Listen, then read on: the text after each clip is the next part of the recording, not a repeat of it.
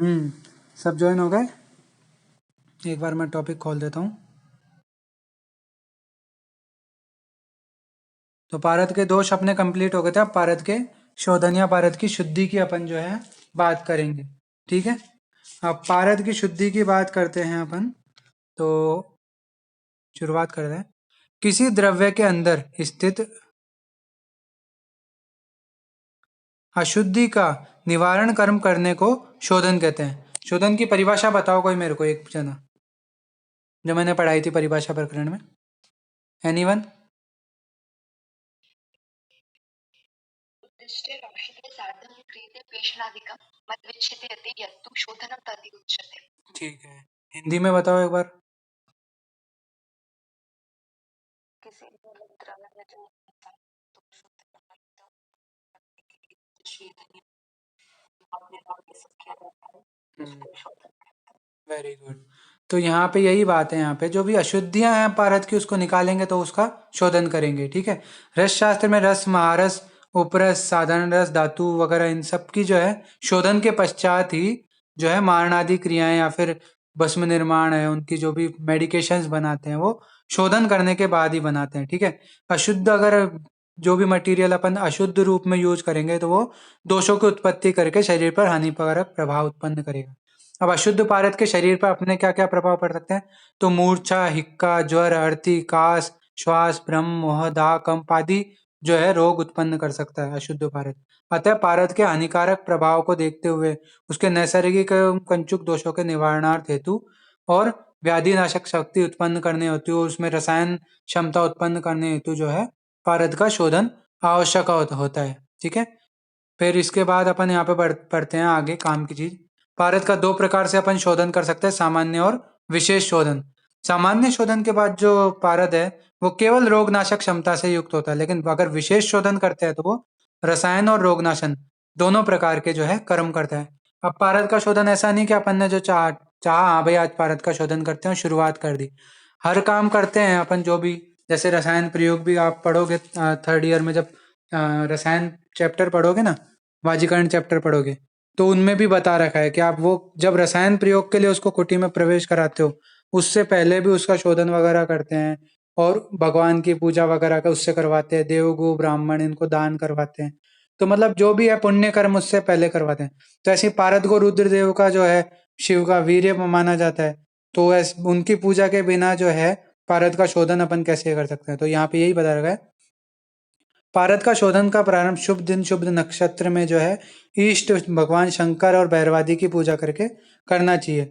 ठीक है, शोधन करने से पहले पारद को खलवे में डालते हुए सुगंधित धूप आदि से अघोर मंत्र से पारद की पूजा करनी चाहिए। अघोर मंत्र है, ठीक है, अघोरेभ्यो हुआ था घोरेभ्य, घोर घोरस्तेभ्यश्च सर्वतः सर्वेभ्यो नमस्ते रुद्र रूपेभ्य। रुद्र रूपेभ्य किसके लिए है? पारद के लिए है। ठीक है, तो इस प्रकार से जो है अघोर मंत्र का जाप करते हुए पारद के शोधन करते हैं। आज की डेट में अपन ये जो फर्स्ट विधि है ये पारद के शोधन में सामान्यतः यूज ली जाती है। क्या विधि है? ठीक है, सातों विधियां याद करनी वैसे जरूरी नहीं है, दो तीन विधियां आप एग्जाम के हिसाब से आप देख सकते हो जो आपको ईजी लगे।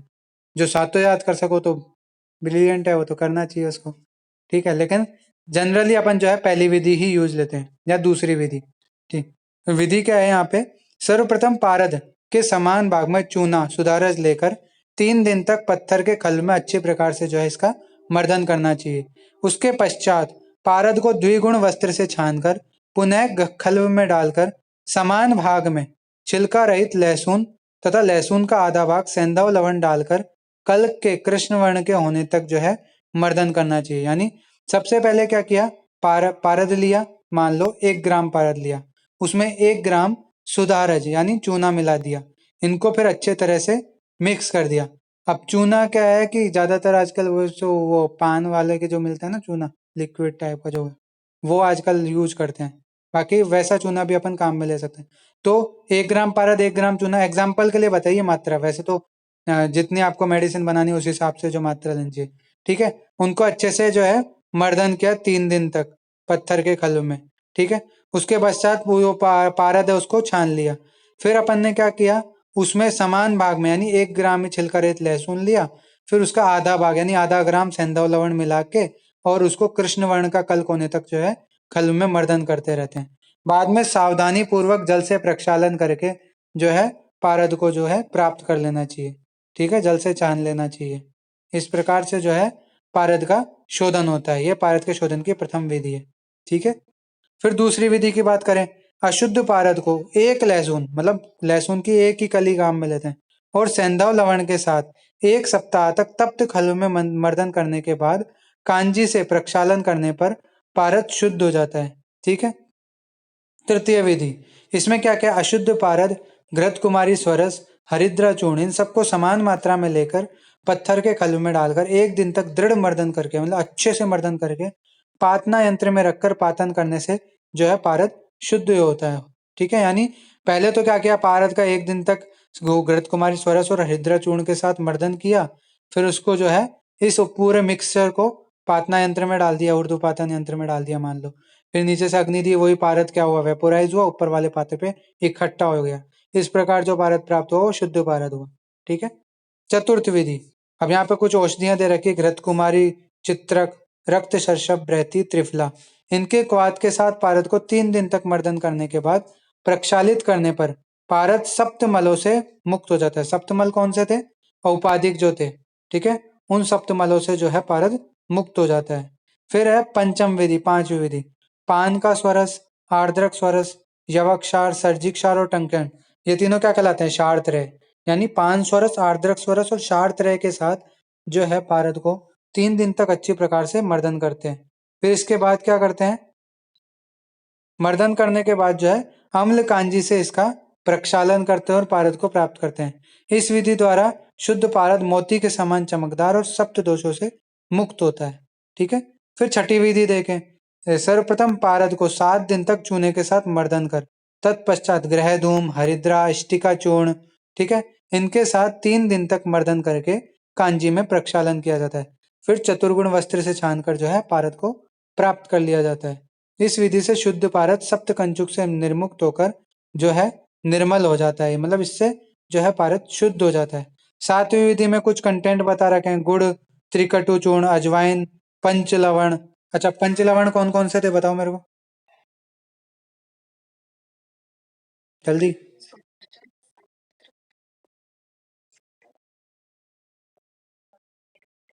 वेरी गुड, ठीक है। चित्रक मूल चूर्ण, त्रिफला चूर्ण, यवक्षार, सर्जिक्षार, टंकण, दत्तुरा बीज, सरसों, इन सबको पृथक पृथक संभाग में लिया। फिर इनका चूर्ण जो है पारद में 20वां भाग डाल के, मतलब ये अलग अलग इन सबके चूर्ण बना लिए, है ना, फिर उनको मिक्स कर लिया। फिर वो जो पारद आपने जितनी मात्रा में लिया उनका 1/20 भाग लेकर जो है पारद में मिक्स करना होता है। फिर 7 दिन तक मर्दन करने के बाद इसमें पारद शुद्ध हो जाता है। इस प्रकार से जो है पारद की सामान्य शोधन की विधियां पूरी हो गई। याद करने लायक मेनली पहली विधि है, सिंपल है, पारद के समान भाग चूना लेकर 1 दिन तक उसको अच्छी तरह से मर्दन किया, फिर उसके बाद उसको छान लिया, फिर उसमें एक छिलका, समान मात्रा में छिलका रहित लहसुन और आधा मात्रा में सेंधा लवण मिलाया, उसको अच्छे समय तक वो कृष्ण वर्ण का जो है कल्क बना लिया। ठीक है, फिर उसके बाद जो है सावधानी पूर्वक जल से प्रक्षालन कर लिया। इस प्रकार से जो है पारद का सामान्य शोधन हो गया। ठीक है, समझ में आ गया यहाँ तक। फिर आता है विशिष्ट शोधन पारद का। पारद का विशिष्ट शोधन जो है यहाँ से अपन पढ़ते हैं कि पारद में क्या होता है, विष, वन्नी, मल, नाग, वंग, चापल्य, गिरी, असह्याग्नि आदि दोषों के निवारणार्थ हेतु जो है अष्टादश संसार के अलावा जो विधि विशोधन हेतु की जाती है उसे पारद का विशिष्ट शोधन कहता है। अब सामान्य शोधन और विशिष्ट शोधन के बारे में अपन ने पढ़ा था। सामान्य शोधन मतलब जो एक वर्ग विशेष की शुद्धि करे, यानी अपन जब कॉमनली सप्तकंचुक दोषों की शुद्धि एक साथ कर रहे हैं तो वो सामान्य शोधन हो गया, या पारद के सभी 12 दोषों की शुद्धि एक साथ कर रहे हैं वो सामान्य शुद्धि हो गई। ठीक है, विशिष्ट शुद्धि मतलब उसमें किसी स्पेसिफिक दोष की शुद्धि करना या किसी वर्ग विशेष में भी किसी स्पेसिफिक द्रव्य की शुद्धि करना, वो एक प्रकार का विशेष शोधन होता है। जैसे कि एक धातुओं का एक सामान्य शोधन होता है जिसमें 5 द्रव्यों के स्वरस या क्वाथ में जो है एक एक करके जो है आप उसका क्या बोलते हैं निर्वापन करते हो धातु का, ये सामान्य शोधन हो गया। और विशिष्ट शोधन मतलब जो उस स्पेसिफिक धातु के लिए अलग से बता रखा है, अलग से संहिताओं में डिस्क्राइब्ड है। ऐसे ही पारद के जो 12 दोष है उनमें से कुछ दोषों के अलग से शुद्धि भी होती है, विशेष शुद्धि, तो वो विशेष शोधन के अंतर्गत आते हैं। जैसे कि नाग दोष के निवारण के लिए क्या विधि यूज करते हैं, इनमें एक चीज है, विशेष शोधन में जितनी भी विधियां उसमें क्या करते हैं, जो भी द्रव्य है, औषध द्रव्य है, उनको एक साथ लेकर पारद के षोडशांश मात्रा में लेते हैं, ठीक है, और फिर पारद के घृत कुमारी के साथ इन औषधियों के साथ जो है पारद का मर्दन करते हैं, फिर उसके बाद उसका कांजी से प्रक्षालन कर देते हैं। सब में यही विधि चलेगी, बस औषध द्रव्य बदलेंगे, समझ रहे हो। मान लो एक में औषध द्रव्य लिया मैंने त्रिफला, पहले त्रिफला लिया, उसमें घृत कुमारी, एग्जाम्पल बता रहा हूँ, ये है नहीं, ठीक है, त्रिफला लिया, घृत कुमारी स्वरस लिया, उसमें पारद का मर्दन किया अच्छे से, और फिर कांजी से प्रक्षालन कर लिया। ये मान लो एग्जाम्पल के लिए वन्य दोष की चिकित्सा, वन्य दोष का विशिष्ट शोधन हो गया। फिर उसके बाद अपन क्या करते हैं, नाग दोष का विशिष्ट शोधन करना है, तो उसमें इष्टि का चूर्ण वगैरह औषधियां ले ली, षोडशांश पारद के षोडशांश मात्रा में, फिर उसको मिक्स कर लिया, फिर उसमें घृत कुमारी स्वरस डाल के 3 दिन तक मर्दन किया, फिर उसके बाद उसका कांजी से प्रक्षालन कर लिया, ये नाग दोष की मान ली। फिर वंग दोष में इंद्रायण आदि द्रव्य लिए, कितनी मात्रा में, पारद की षोडशांश मात्रा में, उनको मिक्स किया, फिर उसमें घृत कुमारी स्वरस डाला, 3 दिन तक मर्दन किया, फिर उसके बाद क्या किया अपन ने, कांजी से प्रक्षालन कर लिया। तो सब में सेम विधि चलती है, बस औषध द्रव्य बदल रहा है, बस वो औषध द्रव्य आपको याद रखना है, ठीक है, ज्यादा जल्दी तो नहीं हो रहा, समझ में आ रहा है ना। हाँ, तो नाग दोष निवारणार्थ अपन ने क्या किया, जो औषध द्रव्य थे वो बता रहा हूँ, ग्रहधूम, इष्टिका चूर्ण, हरिद्रा चूर्ण, सूक्ष्म कटा हुआ ऊन का चूर्ण, ठीक है, इन सबको पारद से षोडशांश मात्रा में लेकर पारद के साथ घृत कुमारी स्वरस से 1 दिन तक मर्दन किया, और फिर कांजी से प्रक्षालन कर दिया।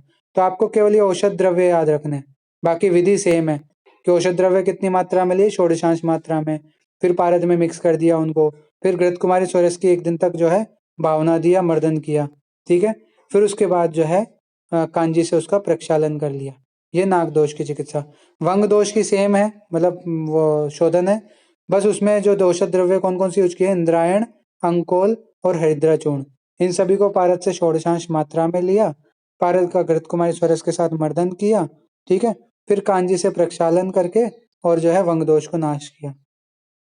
फिर आगे जो दोष आ रहे हैं, इनको आप क्रम से याद कर लोगे तो ये ट्रिक आपके काम की है। अग्नि, मल, चापल्य, विष, गिरि, ऐसे अग्नि, ये 6 क्रम से याद कर लेना आप। अग्नि, मल, चापल्य, विष, गिरि, ऐसे अग्नि, ये 6 एक साथ याद कर लिए। फिर आपको जो है ये ट्रिक याद करनी है, चल आ कल ट्रिप पर गोवा चले, ठीक है, बस इतना सा याद करना है, आपको सारे याद हो जाएंगे। कैसे याद करना है, अब वन्य दोष की निवारणार्थ विधि बता रही है। यहाँ पे क्या किया, चित्रक मूल चूर्ण को 1/16 भाग में लेकर घृत कुमारी स्वरस से मर्दन करके कांजी से प्रक्षालन किया है, ठीक है। तो यहाँ पे क्या किया अपन ने, औषधि के रूप में काम में चित्रक मूल, तो यहाँ ट्रिक में चल से क्या है, चित्रक याद कर लेंगे जो वन्नी दोष को दूर करता है। फिर आता है मल दोष। मल दोष में यहाँ पे क्या कर रखा है, अमलतास त्वक या आरग्वत का जो है चूर्ण लिया है, त्वक चूर्ण, उसको षोडशांश मात्रा में लिया है, पारद में डाला है, फिर घृत कुमारी स्वरस से भावना दी है 1 दिन तक, और फिर कांजी से प्रक्षालन किया है। तो चल आ से क्या आप याद रख सकते हैं, आरग्वत या अमलतास त्वक चूर्ण, ठीक है। फिर आता है अगला चापल्य दोष। चापल्य के निवारणार्थ अपन ने क्या किया, कृष्ण धतूर बीज या पंचांग को 1/16 मात्रा में लेकर पारद और घृत कुमारी स्वरस से मर्दन किया अच्छे से, है ना, फिर कांजी में प्रक्षालन कर लिया। इस प्रकार से यहाँ कल से अपन क्या याद कर सकते हैं, कृष्ण धतूर, जो कि चापल्य दोष को दूर करता है। फिर अगला आता है विष दोष निवारणार्थ विधि। यहाँ पर क्या है, त्रिफला चूर्ण के साथ षोडशांश मात्रा में मतलब त्रिफला चूर्ण 1/16 लिया, 1 भाग पारद लिया, दोनों को मिक्स किया, फिर घृत कुमारी स्वरस से मर्दन करके कांजी से प्रक्षालन किया।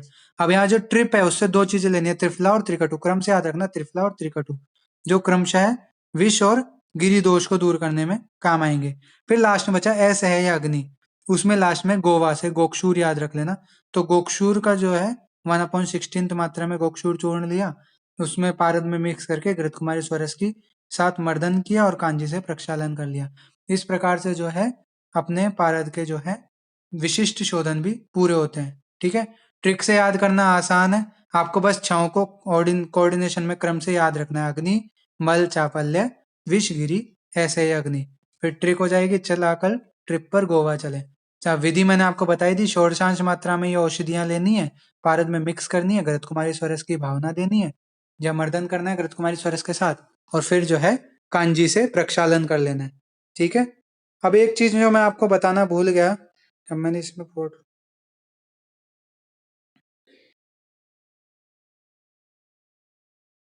एक सेकंड, इसमें दे रखा होगा, नहीं दे रखा है।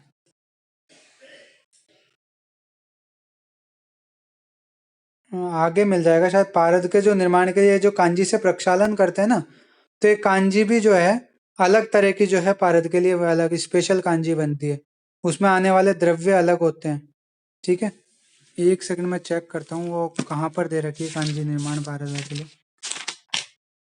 अच्छा, संस्कारार्थ संस्कार में बता रखी है, जो पारद के लिए जो कांजी निर्माण करते हैं ना स्पेसिफिक, वो यहाँ पे संस्कारों में बता रखी है, ये रही। तो ये सारे कंटेंट होते हैं इसमें, चावल, कुलथ, राई, सेंधा लवण, हरिद्रा, बांस की पत्ती, जीरा, शुंठी। तो ये आपको कांजी निर्माण जो है पारद वाला, ये याद कर लेना है। ठीक है। अब पारद के संस्कार हैं, आप कहो तो अपन आज पढ़ने की शुरुआत करें या कल से पढ़ें? टाइम हो रहा है 5:15 बज चुके, 5:30 तक का अपना टाइम होता है, फिर 5:30 से आपकी दूसरी क्लासेस भी होंगी। अब धीरे धीरे डीजी चरक इनकी भी क्लासेस स्टार्ट होंगी, तो 5:30 से अपन 1 मिनट भी ज़्यादा नहीं ले सकते हैं। तो संस्कार जो है मैं कल पढ़ाऊँ, आज तो हो नहीं पाएगा पूरा। अच्छा, अभी तक सब समझ में आ रहा है ना पारद टॉपिक? मैंने कोशिश की है आपको इजी वे में समझा सकूं, बट कुछ चीज़ें तो ये औषधि जो काम में ली हैं वो तो रटनी ही पड़ेंगी, उसमें तो मैं भी कुछ नहीं कर सकता। विधि मैंने आपको समझा ही दी, याद करने की ट्रिक्स बता दी आपको। ठीक है, यहाँ तक सब याद कर लेना। और पिछली क्लासेस रिवाइज कर रहे हो ना आप लोग, रिवाइज करना तभी फायदा है। पिछली क्लासेस रिवाइज नहीं करोगे तो आगे फिर दिक्कत आएगी, फिर ये रटने का सब्जेक्ट बन जाएगा, और फिर आपको लास्ट टाइम में याद भी नहीं होंगी चीजें, आप बार बार बोलोगे। क्यों? इतने सारी औषधियां हैं, हर किसी की अलग अलग औषधि है।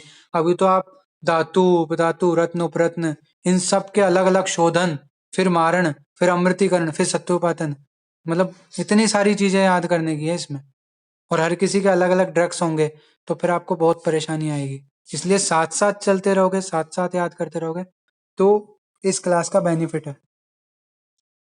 हालांकि फेल तो कोई होना नहीं, सब पास ही होंगे, सब्जेक्ट बहुत ईजी है।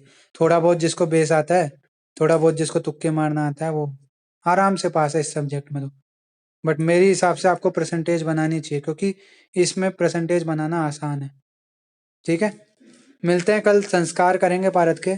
मेनली आपके जो सिलेबस में अष्ट संस्कार और वर्णन भी अष्ट संस्कारों का ही मिलता है। अष्टादश के सिर्फ नाम याद रखने हैं आपको। ठीक है, तो भारत के अष्ट संस्कार जो है आपको पढ़ने हैं। ठीक है, एंड करता हूँ मैं क्लास।